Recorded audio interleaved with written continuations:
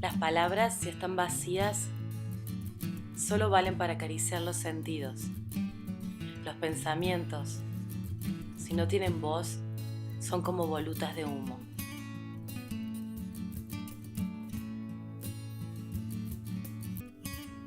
Toda revolución comunicacional importante produce transformaciones en todos los ámbitos, y no solo en el ámbito de la comunicación, sino también en el ámbito del saber, del conocimiento, de la economía y de la política.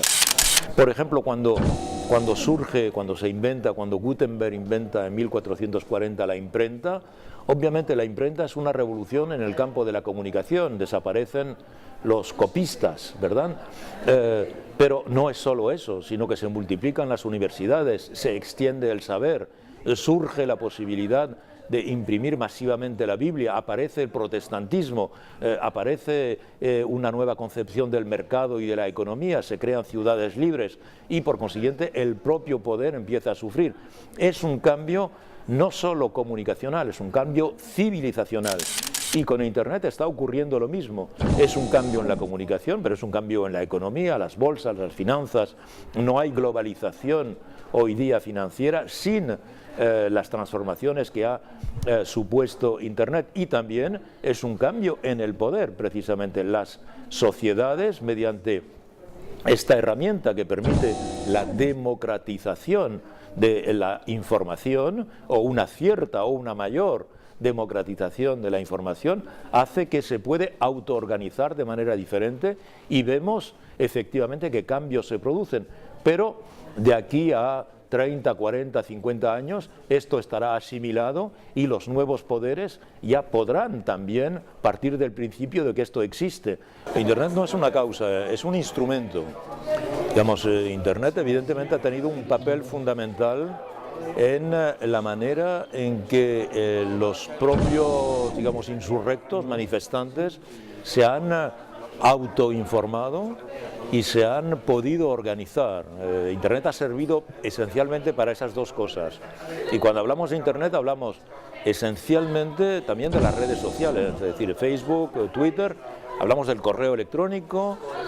También hay que tener en cuenta una televisión de información continua. Al Jazeera ha tenido un papel fundamental, porque además cuando en estos países, concretamente en Túnez y en Egipto, los gobiernos cortaron el acceso a Internet, Al Jazeera difundía direcciones que permitía a los manifestantes saber cómo digamos, ladear, evitar el obstáculo de la prohibición de Internet y poder seguir informándose.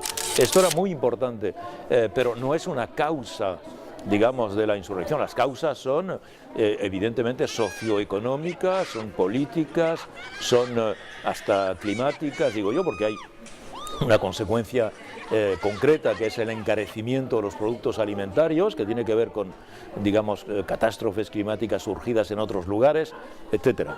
Las redes sociales, sobre todo, permiten a los ciudadanos el no correr el riesgo de ser los únicos que protestan. El miedo que tiene un ciudadano en una dictadura, en la medida en que nadie se atreve, en definitiva, a alzar la voz, ni siquiera aparte con sus íntimos inmediatos, a confiar de que está en contra del régimen o que quiere protestar, es de encontrarse en situación de soledad o de casi soledad en el momento de la protesta, porque sería víctima inmediata de la represión.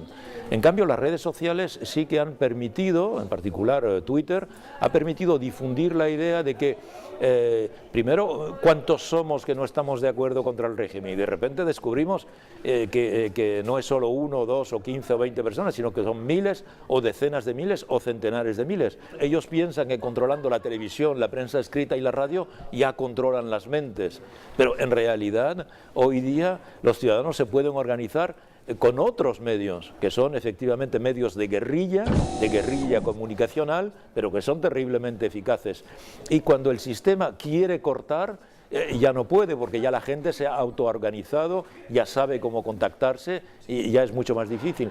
Y, por ejemplo, en Egipto, donde se llegó a cortar el sistema de telefonía móvil, el propio sistema descubrió que no lo podía cortar fácilmente, porque se lo cortaba también a las fuerzas de represión,